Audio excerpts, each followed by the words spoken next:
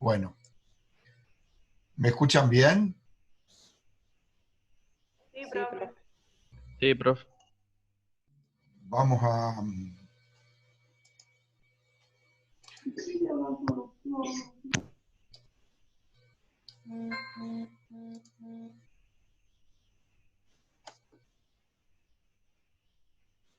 eh, bueno, Profe, sí. ¿ese video que mandó el grupo de WhatsApp era para nosotros o se confundió? eh, no sé si me confundí. Ustedes dicen, no, Porque no, ¿es otro eran otros chico? alumnos los que estaban ahí. Sí, sí. Entonces debe haber sido de acá de Río Cuarto. Me debo haber confundido. Bueno, largamos. Eh, ¿Ven bien la imagen? Sí. Bueno, espérate que... Vamos a hacer una integración de todo lo que es la parte cardiovascular y respiratorio. Para que nosotros hicimos algo, nosotros estuvimos viendo algo de estuvimos viendo respiratorio, vimos también presión, la presión, la parte cardiovascular, pero ahora vamos a tratar de integrarlo todos en una sola función. ¿Les parece? Sí, profe. Si algunos contéstenme, porque si no yo no sé si me están escuchando o no. Yo no voy a... No, ¿Pisi entró a la reunión?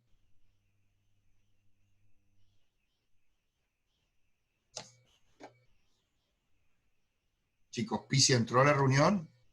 No, parece que no. Eh, Aguanten un segundo que le mando un mensaje. ¿Y Mariano está en la reunión? Tampoco. No, profe, no está ni Mariano ni la profe.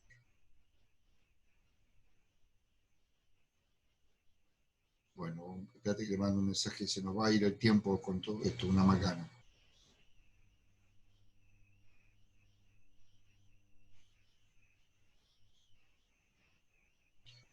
Bueno, listo. Porque yo no voy a poder, si veo una cosa, no veo la otra. Así que yo voy a alargar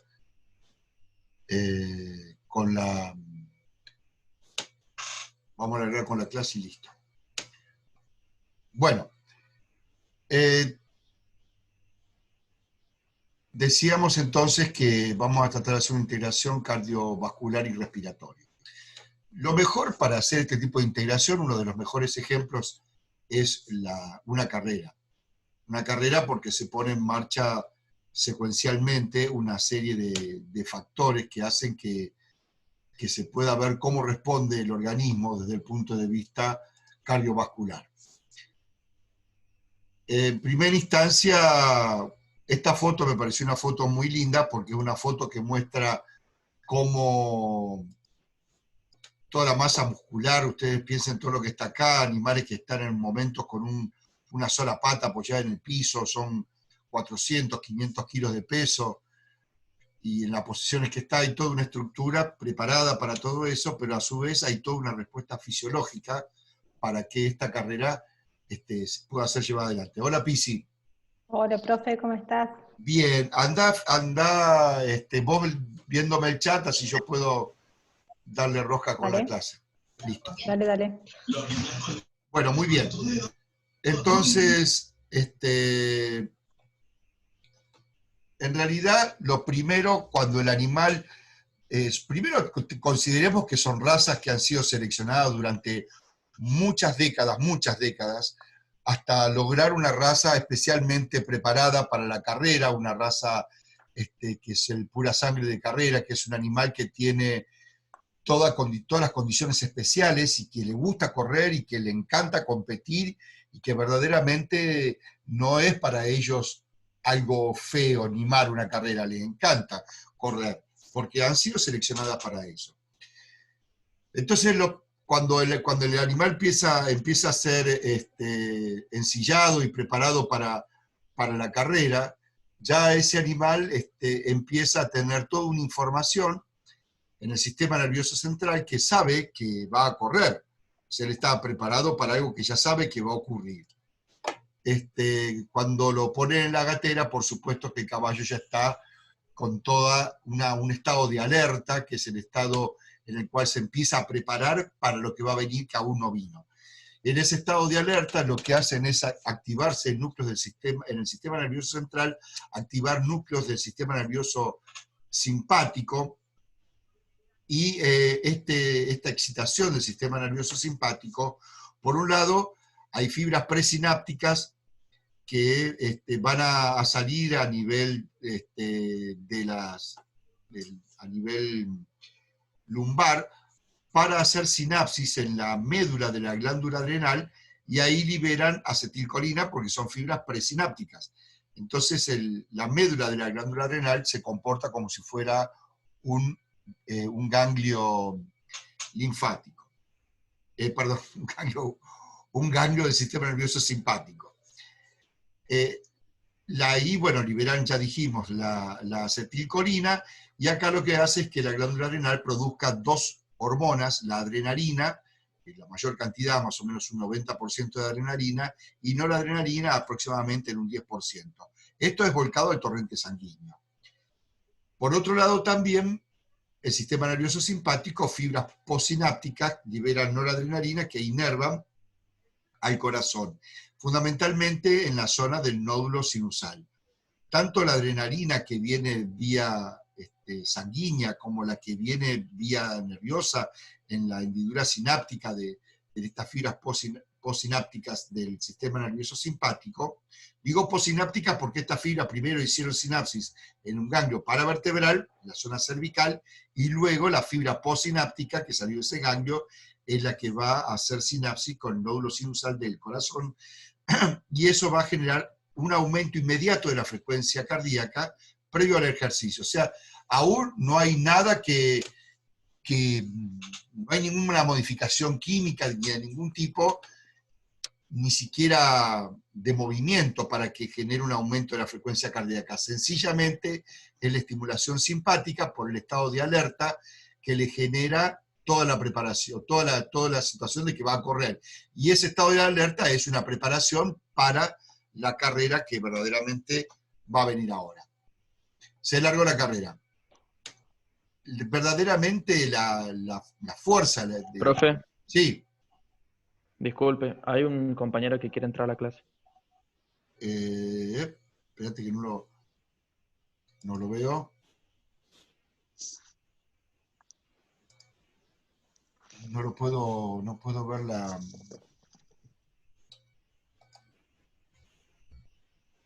No lo veo. ¿Dónde está solicitándome entrar? Porque yo no lo veo. En participantes no está. Fíjate ahí abajo, clique participantes y ahí te debe aparecer, supongo. No. Ahí dice, bueno. profe, que Aquí quiere entrar. estoy, gracias, dice. Bueno. Ya está. Ya lo había entrado entonces. Bueno, largó la carrera, los animales ahora están en movimiento, están con toda la potencia muscular en esta carrera. Bueno, esto es una carrera cuadrera, evidentemente, ¿no? Hay receptores propioceptivos. ¿Ustedes saben qué quiere decir lo propioceptivo?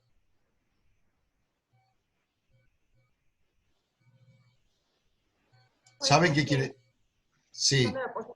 La posición del cuerpo o algo así.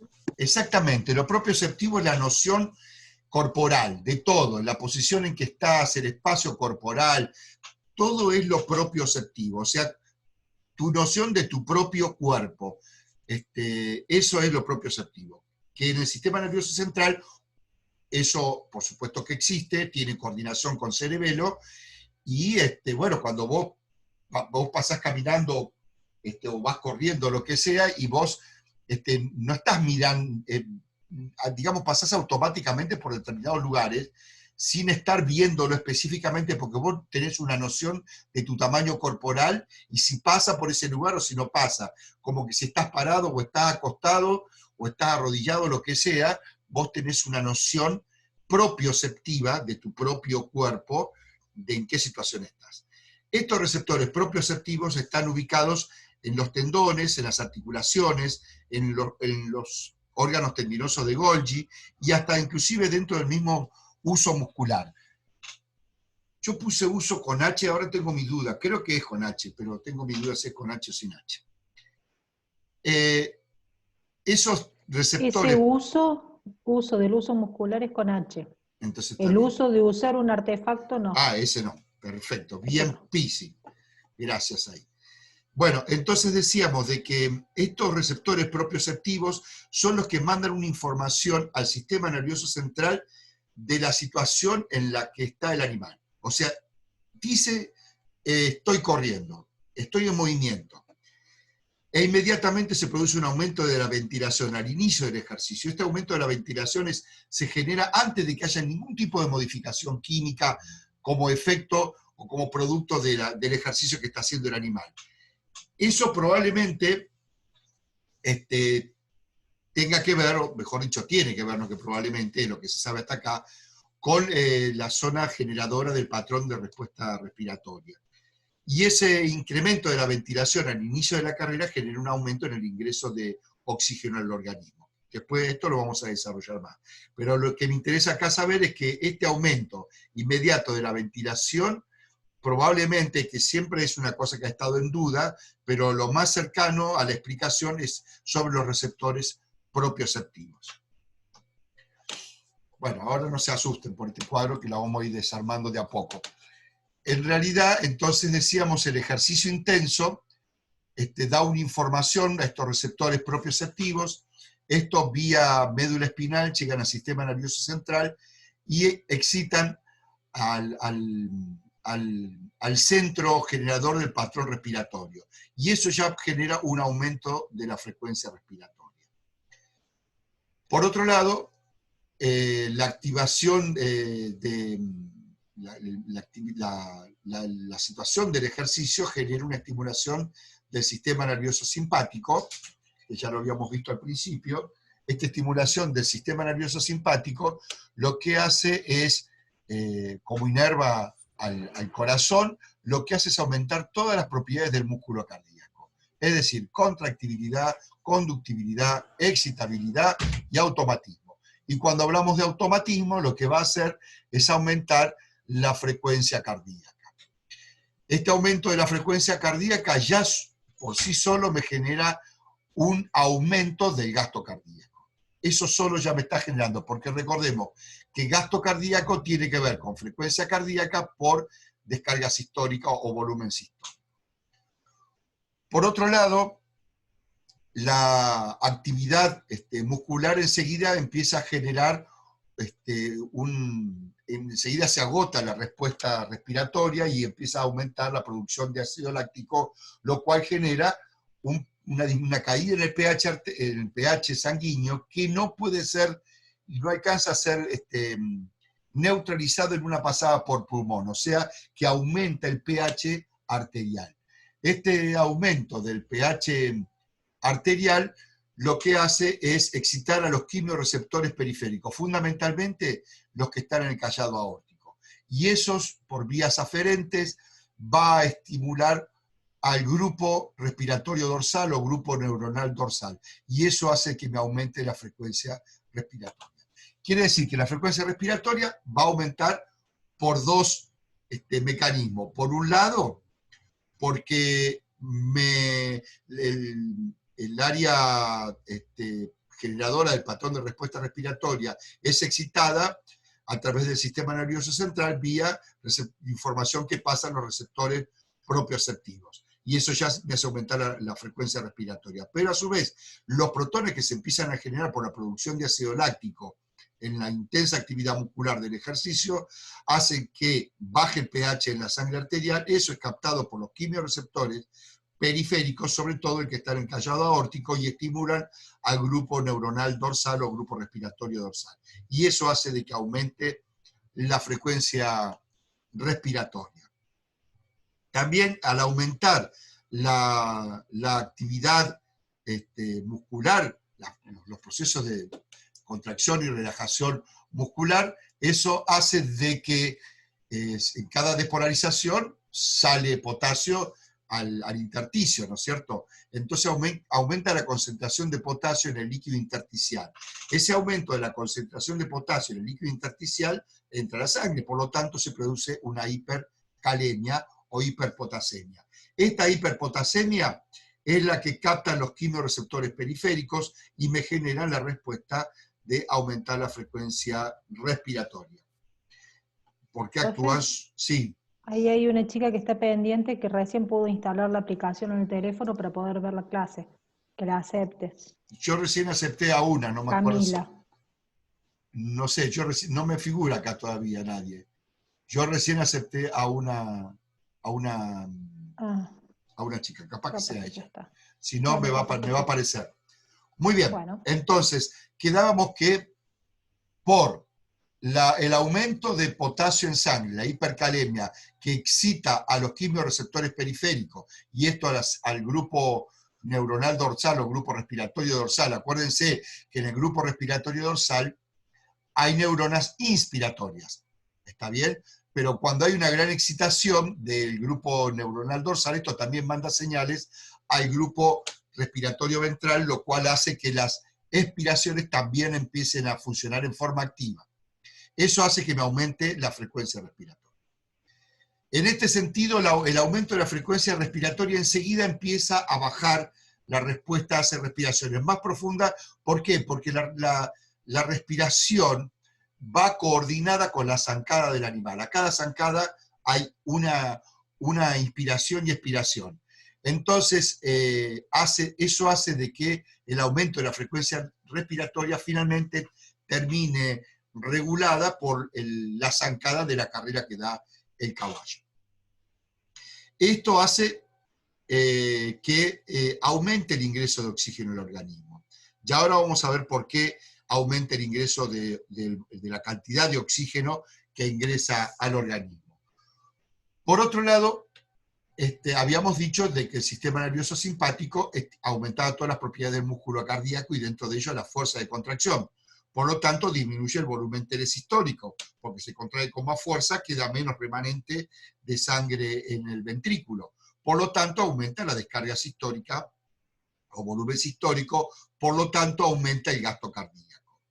Pero a su vez, al aumentar la frecuencia respiratoria, recordemos que la caja torácica actúa como una bomba, y esa bomba torácica en cada inspiración genera un ambiente de presión negativa, y eso hace que se llenen de sangre las cavas que pasan por la cavidad torácica. Y en la expiración genera un ambiente de presión positiva que comprime las venas, y como tienen válvulas, la sangre llega a un solo lugar, que es hacia el corazón, no puede retroceder. Entonces, esta bomba torácica actúa como una forma de aspirar sangre, y eso hace que aumente mucho el retorno venoso. Al aumentar el retorno venoso, va a hacer que me aumente el volumen telediastólico ventricular.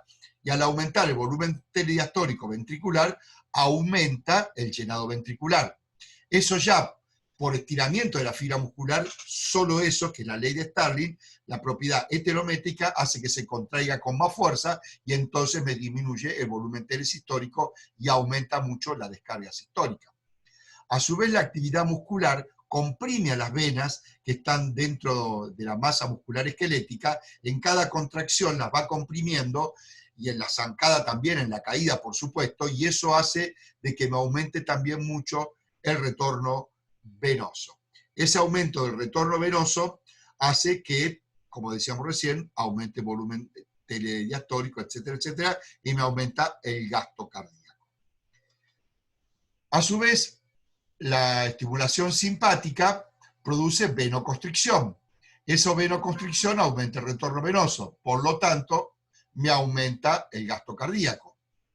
A su vez, esta estimulación simpática, las fibras, hay un tipo de fibras que recuerdan ustedes que son las fibras simpático-colinérgicas, que son las que inervan al músculo liso de los vasos sanguíneos del músculo esquelético y me producen vasodilatación arteriolar. Siempre que hablamos de vasodilatación es arteriolar, ¿no es cierto? O vasoconstricción estamos hablando de arteriolas. Si no, lo otro decimos venoconstricción, que es otra cosa. Entonces, esta vasodilatación en el músculo esquelético hace que me disminuya la resistencia periférica total en el músculo esquelético. Y eso hace que la presión arterial mínima o presión diastólica quede igual o aumente poco, o inclusive puede llegar a disminuir de lo que era antes del ejercicio. Dejémoslo ahí a esto. Por otra parte, la estimulación simpática actúa sobre el centro cardiovasomotor, en el bulbo, y esto como respuesta nos va a dar una vasoconstricción esplácnica. Esplácnica quiere decir vísceras, o sea, una vasoconstricción en toda la parte visceral. Entonces, si hay vasodilatación en el músculo esquelético y vasoconstricción en la parte visceral, esto me genera una hemoderivación. O sea, mando más sangre a la parte del músculo esquelético. Eso hago que aumente el flujo sanguíneo en el músculo esquelético. Por otro lado, a nivel del corazón, sabemos que la estimulación simpática, como el corazón tiene receptores beta-adrenérgicos, aparte de aumentar todas las propiedades del músculo cardíaco, produce una dilatación de las arterias coronarias, lo cual está bárbaro porque el corazón está haciendo un gran esfuerzo porque se contrae con más fuerza y más cantidad de veces por unidad de tiempo, requiere más rápidamente el aporte de oxígeno y de nutrientes para que pueda cumplir con su función. Entonces, la vasodilatación de las coronarias por la estimulación simpática, ya sea directa, o sea, acá serían fibras presinápticas que liberarían noradrenalina, y por lo que recuerden que les mostré en el gráfico anterior, la estimulación de la glándula adrenal de la médula para que libere adrenalina, eso es sistémico, eso va vía sanguínea, por los dos caminitos yo produzco un aumento, un incremento de la propiedad del músculo cardíaco, pero acompañado de una vasodilatación de las coronarias, para que tenga una mejor irrigación en el corazón. Por eso a veces el fumar, la nicotina, produce vasoconstricción de las coronarias. Fumar después de un ejercicio es realmente un riesgo muy grande, porque vos tenés un corazón que está requiriendo mayor cantidad de aporte de nutrientes y de oxígeno, y haces una vasoconstricción por la nicotina, entonces le disminuye la irrigación sanguínea. Y que al contraerse cada vez más rápido y con más intensidad, el tiempo de irrigación es menor, o sea, requiere que haya una buena vasodilatación de las coronarias. De ahí la gravedad de fumar inmediatamente después de hacer un ejercicio o previo a hacer un ejercicio. Entonces, esta hemoderivación decíamos que manda más sangre, menos sangre a la parte visceral y manda más sangre al músculo esquelético, por lo que me aumenta el flujo sanguíneo en el músculo esquelético. Pero también, dentro de la vasoconstricción esplácnica, podríamos hablar de una vasoconstricción esplénica, o sea, del bazo con B largo y con Z, que eso hace de que coloquemos mucho más glóbulos rojos en circulación. Entonces, al colocar más glóbulos rojos en circulación, me aumenta el hematocrito. El hematocrito puede aumentar a un 20, un 30% del que tenía previo al ejercicio, o sea que aumenta mucho el hematocrito. Eso va a hacer de que mejore el ingreso y transporte de oxígeno. En realidad es el transporte, pero como transporta más, ingresa más también. Eso hace de que mejore mucho el aporte de oxígeno que voy a tener finalmente al tejido muscular, que es el que lo requiere. Pero a su vez también aumenta la viscosidad de la sangre, porque aumentó la cantidad, el hematocrito, y sabemos que los elementos formes son los responsables de la viscosidad de la sangre, por lo cual también eso hace que la fuerza de contracción aumente, pero ya por la propiedad homeométrica, o sea, porque hay más resistencia a la salida de sangre del corazón. O sea que la fuerza de contracción está incrementada por 3 factores: la estimulación simpática, la mayor distensión, propiedad heterométrica, y la mayor resistencia a que salga la sangre, propiedad homeométrica. Por todo eso, el corazón tiene una exigencia mayor y un aumento de la fuerza de contracción. Muy bien. Al disminuir la resistencia periférica total a nivel del músculo esquelético, pero aumento el gasto cardíaco, que me hace aumentar la presión arterial máxima o sistólica, lo que genera es un incremento del delta P. ¿Está? Porque aumenta la presión diferencial entre la máxima y la mínima, aumenta el delta P. Eso hace de que sabemos que es directamente proporcional al flujo y a la velocidad con que circula la sangre. este delta P aumentado hace que la sangre, que vaya a un volumen de sangre mayor, aumente el flujo en el músculo esquelético y a mayor velocidad. A su vez dijimos, de que lo sacamos de acá, pero lo puse acá abajo para que no se haga tanto bolonqui, el hecho del aumento de la actividad muscular hace que haya un mayor consumo de oxígeno, por lo tanto la presión parcial de oxígeno a nivel del músculo esquelético disminuye, del líquido intersticial disminuye, aumenta la presión parcial de dióxido de carbono que está generando el músculo por la actividad metabólica, aumenta la concentración de protones y se le agrega un factor más, aumenta la temperatura. Aumenta la temperatura porque la actividad metabólica, no todo, esa energía que se va liberando en los procesos de desarmar moléculas de ATP y armar otras moléculas nuevas, en ese proceso no toda la energía va a formar nuevas partículas o a la actividad dinámica, o sea, el deslizamiento de las fibras musculares. Hay parte de esa energía que no va a ninguno de los dos lugares, por lo tanto se libera en forma de calor. Ese calor, más la disminución de la presión parcial de oxígeno, más el aumento de la presión parcial de dióxido de carbono, más el aumento de la concentración de protones, produce la relajación de los esfínteres precapilares. Por lo tanto, la sangre empieza a entrar en el circuito mayor de los capilares dentro de la fibra muscular estriada. Que antes estaba puenteado porque los esfínteres precapilares estaban cerrados, que es donde termina la arteriola y empieza el capilar, entonces hacíamos un circuito menor que puenteábamos buena parte de la fibra muscular. Ahora no, lo agrandamos. Entonces agrandamos mucho el área de irrigación en el músculo porque metemos mucho más capilares en funcionamiento.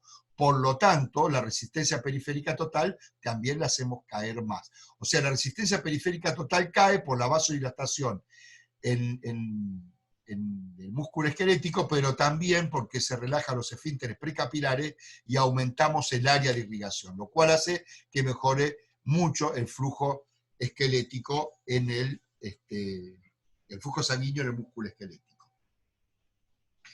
En cuanto al ingreso de oxígeno, ingresa mucho más oxígeno porque también aumenta mucho el flujo sanguíneo pulmonar. ¿Por qué? Porque el gasto cardíaco que llega al pulmón es el mismo gasto cardíaco que va a todo el organismo. O sea, lo que descarga el ventrículo derecho es igual que lo que va a descargar el ventrículo izquierdo. ¿Está bien? Por lo tanto, todo el gasto cardíaco va a pulmón. Eso hace que aumente, como hay aumenta el gasto cardíaco, aumenta mucho el flujo sanguíneo pulmonar. Pero aumenta mucho, de verdad, aumenta en cantidades como decirte, desde 250 mililitros por minuto a 4.000, para que tengan una noción. Es muchísimo, de 250 mililitros por minuto a 4.000 mililitros por minuto. Es impresionante. Por lo tanto, también, como deja mucho más oxígeno en el músculo, porque la hemoglobina en estas condiciones, que es lo que me faltó decirle, en estas condiciones de que aumente la presión parcial de dióxido de carbono, aumente la concentración de protones, aumente la temperatura, aumente el 2,3-DPG dentro del eritrocito y baje la presión parcial de oxígeno, le hace perder la afinidad a la hemoglobina por el oxígeno.